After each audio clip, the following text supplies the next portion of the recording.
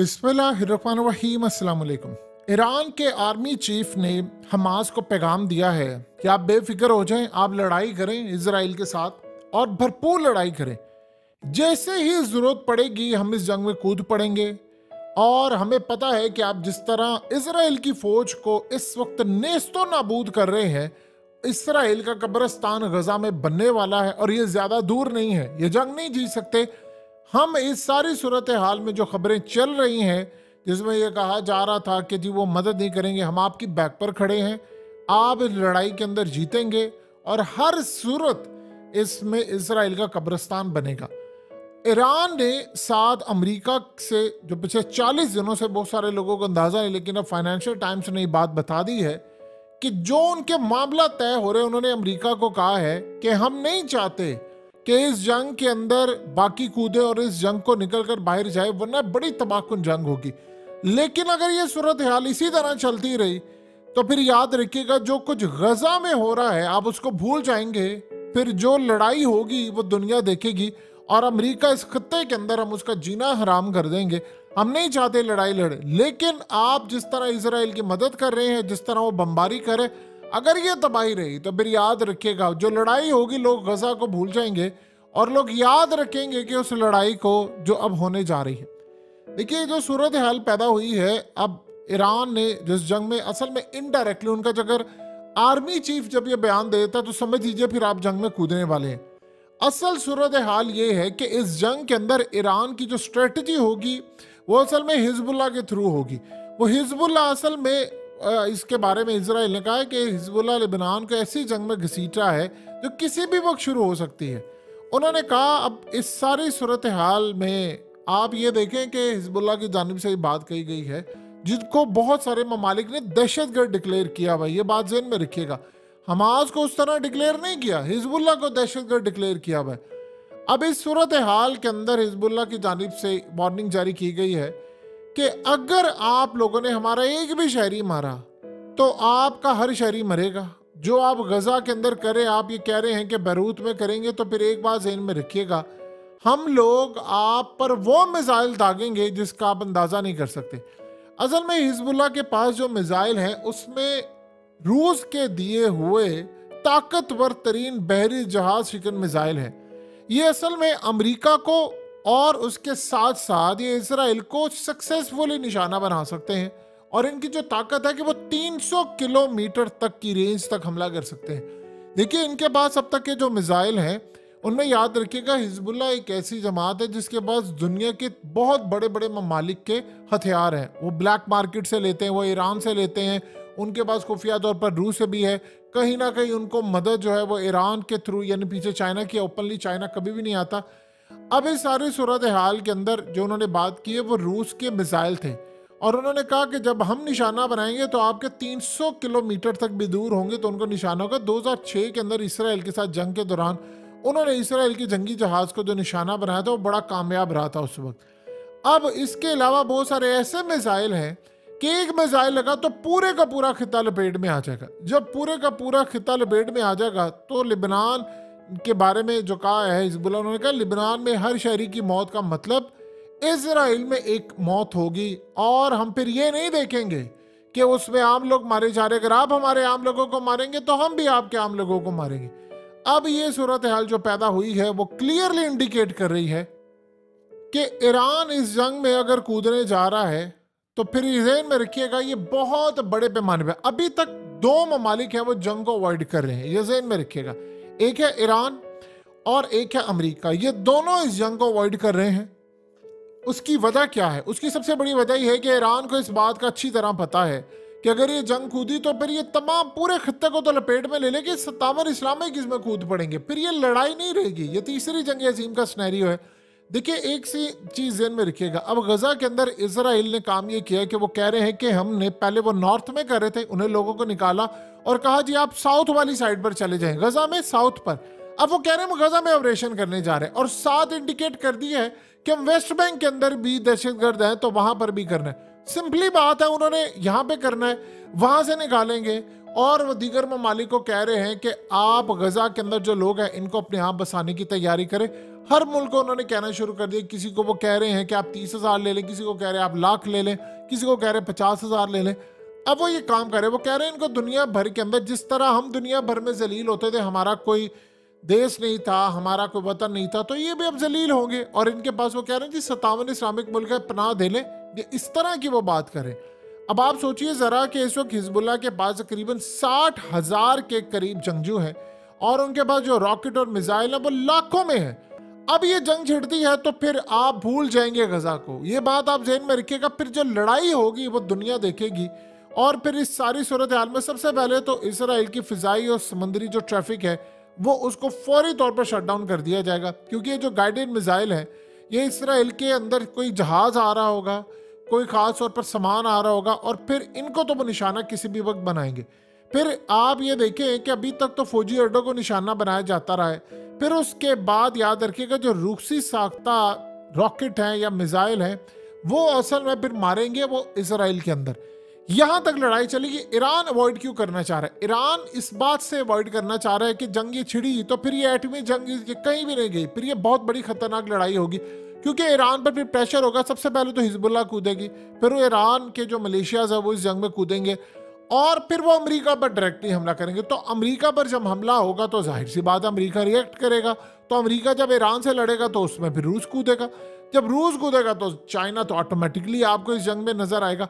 तो ये जो जंग है वो एक जगह तक नहीं रहनी, फिर ये जंग आउट ऑफ कंट्रोल हो जाएगी और ये होने जा रही है।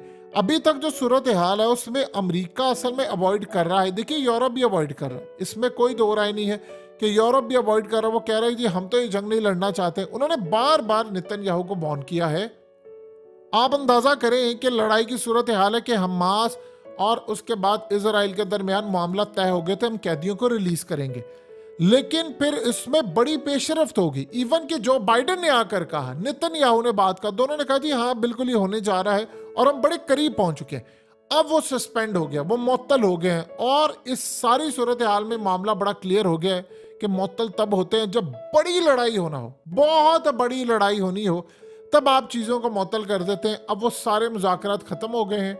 अब इस सारी सूरत हाल के अंदर हमास के बारे में इजराइल ने दावा किया है कि उन्होंने हमास के जो लीडर हैं उनको मार दिया है गजा के अंदर। तो इस सारी सूरत हाल में लड़ाई बड़े पैमाने पर जारी हो चुकी है। देखिए अर्दोगान ने जो बातचीत की थी, अर्दोगान भी इसमें थे, कतर भी था, इसमें मिस्र भी था, ये सारे बातचीत कर रहे थे कि किसी तरह हम कैदियों का तबादला करवा ले, लेकिन वो बात नहीं बनी।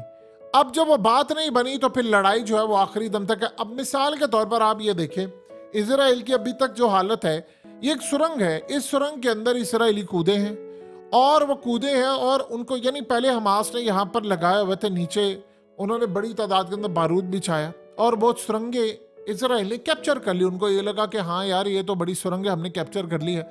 लेकिन जब वो आए तो उनका ये फौजी आता है, वो आकर कैमरा उतारता है, इधर उधर देखता है और उसके बाद ये एक नहीं 5 लोग आए और फिर ये सारे के सारे मारे गए। तो लड़ाई जो है वो दोनों साइड्स एक दूसरे को कर रही हैं कि हमने इनको तबाह करना है, हमने इनको बर्बाद करना है। अब आप ये देखें कि इस वक्त सबसे बड़ी जो परेशानी अमेरिका को लाहक है कि इसराइल रुक नहीं पा रहा और मुस्लिम ममालिक के अंदर आप ये देखें कि पाकिस्तान के स्किपर बाबर आजम जो अब नहीं रहे और उनको जिस साजिश के तहत हटाया गया वो तो खैर एक अलग टॉपिक है, लेकिन वो भी खड़े हो गए हैं और उन्होंने भी गजा के लिए आवाज़ उठाना शुरू कर दी है। यानी पहले खबरें ये थी कि रिजवान ने आवाज़ उठाई थी तो जी उन पर प्रेशर था, अब तो बाबर आजम ने क्लियरली खुली ट्वीट कर दी है और उन्होंने क्लियरली, ये असल में एक बड़ा ज़बरदस्त शेर है जिसमें उन्होंने दुआ की है कि वो अल्लाह के नबी सल्लल्लाहु अलैहि वसल्लम को मुखातिब करे हैं। ये बड़ा ज़बरदस्त शेर होता है जिसमें आप कहते हैं कि तेरी उम्मत पर देख क्या कड़ा वक्त है। तो बाबर आजम अगर खड़े हो गए तो इसका ये मतलब है शायद वो इंतज़ार कर रहे थे कि इस सारी सूरत हाल में वर्ल्ड कप ख़त्म हो, यानी हमारा जो सफ़र है वो कम से कम ख़त्म हो, तो फिर वो खड़े होंगे, स्टैंड लेंगे, क्योंकि रिजवान ने किया तो बहुत ज़्यादा प्रॉब्लम आ रही है। वैसे दुनिया के अंदर बहुत सारे प्लेयर्स करे कुछ नहीं। अब इस सारी सूरत हाल के अंदर आवाज़ें उठ रही हैं, मुस्लिम ममालिक के अंदर से भी आवाज़ें उठ रही हैं कि यार देखें हम लोग 57 इस्लामिक मुल्क है, तो इसराइल तो आप उसको रोक नहीं पा रहे। अभी ईरान ये कह रहा है, अभी ये बाकी कह रहे हैं कि ये जंग शुरू हुई। असल में असल कहानी समझिए, सारे ममालिक बशमूल चाइना, रशिया, मुस्लिम ममालिक चाहे वो मिडिल ईस्ट के अंदर हो, चाहे वो लिबनान हो, ईरान हो, सारे इस बात से डर रहे हैं कि ये जंग जब बाहर निकलेगी तो तीसरी जंग अजीम बन जाएगी, फिर शायद हम में से कोई बचेगा नहीं, इंक्लूडिंग अमेरिका। इसराइल वाहिद ये है जो ये समझ रहा है कि नहीं, मैं अगर जंग को बाहर लेकर जाने में कामयाब हो जाऊंगा तो मैं मुसलमानों को आपस में लड़ाने में कामयाब हो जाऊंगा। ये जंग बाहर निकलेगी तो मैं किसी तरह यूरोप को शामिल कर लूंगा। उसकी ताकत इतनी है कि वो यूरोप की स्टॉक मार्केट गिरा सकता है, उसकी ताकत इतनी है कि वो अमेरिका की स्टॉक मार्केट गिरा सकता है। तो जो उसकी बात नहीं मानेगा, आप ये देखें नेतन्याहू ने मिडिल ईस्ट को कहा है कि अगर तुम चाहते हो कि तुम्हारे मफादात का एहतराम हो तो तुम बस मुस्लिम ममालिक को, उसने बड़ा क्लियर पैगाम दी, तो बस तुम खामोश रहो। यानी आप अंदाजा कर ले खामोशी, उसने ये नहीं कहा कि मुजम्मत वाली खामोशी, मुजम्मत करते रहो लेकिन फौजें भेजने की बात ना कोई करे वहां पर। तो सोचिए अगर इस बड़े पैमाने के ऊपर इतनी बर्बरियत हो रही है, इतनी ज्यादा बर्बरियत हो रही है कि अब तो पूरी दुनिया के अंदर ये बात उठना शुरू हो गई है कि इसराइल को एड नहीं देनी। अमेरिका के अंदर ये बात हो रही है, यूरोप के अंदर ये बात हो रही है। जब आप अंदाजा कर लें कि हर मुल्क के अंदर इतने बड़े पैमाने पर गुफ्तगू होना शुरू हो गई है कि हमने इनको देकर बहुत बड़ी गलती की है, एड नहीं देनी, इनको हथियार नहीं देना। उधर से आप देख लें बाइडेन के खिलाफ बड़ी मजामत शुरू होगी। अमेरिका के अंदर लोग सड़कों पर हैं, वो कह रहे हैं कि किसी सूरत आपने इनको हथियार नहीं देने। और वो जो जस्टिफिकेशन देखिए, इसराइल ने यहां नहीं रुकना, ये बहुत बड़ी गलत फहमी है, जंग होनी है, तीसरी जंग अजीम में बदलनी है। अब सोचिए जरा, पहले इन्होंने कहा कि साउथ के लोग जाएं नॉर्थ, हम साउथ में ऑपरेशन करेंगे। अब वो साउथ में इनके कंप्लीट हुआ नहीं ऑपरेशन। गजा के अंदर अलशिफा हॉस्पिटल में जाकर ड्रामा कर रहा है, वो जी मुझे यहाँ से दहशतगर्द मिल गए, मुझे हथियार मिल गए। आप नेतन्याहू को देखिए, वो कितना जालिम इंसान है कि कहता है हमने पूरी कोशिश की, हम कामयाब नहीं हो पाए, हम आम बच्चों, औरतों और सबको हमने वहां पर मारा, हमने तो उनको कहा था निकल जाएं, अब वो नहीं गए तो फिर हम अगर हमारी नाकामी हुई है कि मासूमों को हमने मार दिया है तो फिर इसमें कसूर हमारा तो नहीं है, हमने तो इनको कहा था कि तुम निकल जाओ, अब ये खुद ही नहीं निकले तो फिर हमारी जिम्मेदारी तो नहीं है। तो आप अंदाजा कर ले इस जैसे शख्स से। अब उसका प्लान साउथ क्लियर करे, फिर उसके बाद नॉर्थ करे और वेस्ट बैंक। वो नहीं रुकने वाले इस दफा। ये बहुत बड़ी गलत फहमी है मुसलमानों को कि वो रुक जाएंगे। उसने प्लान बनाकर बैठा हुआ है कि पूरा फलस्तीन मैंने बिल्कुल 0/0 करना है और मैंने इस पर कब्जा करना है। उसने अपने लोगों को कहना शुरू कर दिया है कि जो लोग इस जंग के अंदर मारे जा रहे हैं उनकी फैमिलीज को हम घर देंगे, बड़े अपार्टमेंट्स देंगे, उनके बच्चों को हम संभालेंगे, उनके बड़े लोगों को संभालेंगे जाकर, और जब हम उनके बड़े लोगों को संभालेंगे तो हम उनको बड़ी बिल्डिंग्स देंगे, हम उनको यहाँ पर जिस जगह पर उनकी जंगों में यानी फौजी मारे गए हैं लड़ाई करते हुए, हम उनको फैसिलिटीज देंगे, बहुत कुछ देंगे, ये गजा आपका है। ये यानी इस सारी सूरत हाल में ऐसा भी उन्होंने मामला किया है कि आप लोग मस्जिद अक्सा जिस जगह पर है जहाँ पर टेंपल बनाएंगे, जाहिर सी बात है जब टेंपल बनता है या कोई भी जगह उसके करीब जो एरिया होता है वो महंगा होता है, तो कहा कि हम वहाँ पर दोबारा कंस्ट्रक्शन जब करेंगे तो जो मरे गए हैं इसमें, जो हमारे फौजी हैं या जो लोग हैं मुसाद के लोग हैं या कोई भी काम करें, हम इनको वहाँ पर बड़ी फैसिलिटीज देंगे, उनके खानदानों को, और उनको अवार्ड्स रिवॉर्ड्स न जाने हम क्या कुछ देंगे। ये वहाँ पर सूरत हाल हो रही है। तो आप अंदाजा कर सकते हैं कि बाकी मामला किस जानिब चल रहे हैं। तो कहानी का रुख इस वक्त जिस जानिब जा रहा है वो तो क्लियरली इंडिकेट कर रहा है कि एक बड़ी जंग आपके सर पर बैठी हुई है। ईरान ने अगर अवॉइड करने की कोशिश किया और अमेरिका अवॉइड कर रहा है, वो दोनों अवॉइड कर रहे हैं इस वक्त, कोई दोनों। इसीलिए तो आपको हिजबुल्लाह का जो लहजा है वो बड़ा जरा नरम सा लगा इन मामलात के अंदर। आप अवॉइड कर नहीं सकते, ये पत्थर पर लकीर है कि जंग होनी है और ये बहुत बड़ी होनी है। देखिए कितनी देर तक आप करेंगे। आपने अल्टीमेटली तो वहां से लोगों को निकाल रहे हैं, मार रहे हैं, दिन ब दिन मारी जा रहे हैं, कोई रोक रहा है उसको? वो अलशिफा हॉस्पिटल के अंदर जाकर उसने बमबारी की, वो वहां पर मेडिकल सप्लाई के नाम के ऊपर गया, हथियार रख दिए। आप बताइए कल को वो किसी इलाके में चला जाता है, मुस्लिम इलाके में जाएगा, तो वो जाकर मुसलमानों को क्या कह रहे हैं? वो कह रहे हैं यहाँ से निकल जाओ, हम तो मार देंगे। और वो आप सोचिए इतने ड्रामेबाज हैं कि वहां पर लोगों को कॉलिंग की और कहा कि चले हम आपकी इजाज़त, आप हमें बता दीजिएगा कि आप कब तक निकलेंगे। एक ऐसे कॉलर ने बताया, उसने कहा कि मुझे कॉल करके इन्होंने कहा कि आप लोग यहाँ से निकल जाएं। और उसने कहा जी हम कैसे निकल जाए, अभी हमारे पास सामान उठाना। उसने कहा चले आप बता दें, आप अपना टाइम बता दें, आपकी इजाज़त पे बगैर हम यहाँ पर मिसाइल नहीं मारेंगे आपके बिल्डिंग पर। तो उसने आगे से जवाब दिया, इसराइल के जो इंटेलिजेंस का इदारा था उसका एक शख्स कॉल कर रहा था, उसने कहा तुम्हें मेरी इजाज़त की ज़रूरत नहीं है, तुम्हें दुनिया के किसी शख्स की इजाज़त की ज़रूरत है। जब तुमने बमबारी करनी है तुम कर दो कि मेरी क्या औकात है, तुम अमेरिका से लेकर यूरोप से लेकर मुसलमानों की परवाह नहीं करे, तो मेरी इजाजत तो ये ड्रामे ना करो, मुझे कुछ टाइम दे दो, मैं यहाँ से निकल जाऊँ। आप सोचिए जरा, जब वो निकल रहा था तो उसको कॉल फिर आती है कि हमें पता चल गया तुम निकल रहे हो, तुमने बड़ा अच्छा काम किया, शाबाश, तुम इस मुल्क से निकलो, अब हम तुम्हारा घर मस्मार करने जा रहे हैं। ये इस तरह की कॉल्स वहां जा रही हैं। तो जंग नहीं होगी तो और क्या होगा।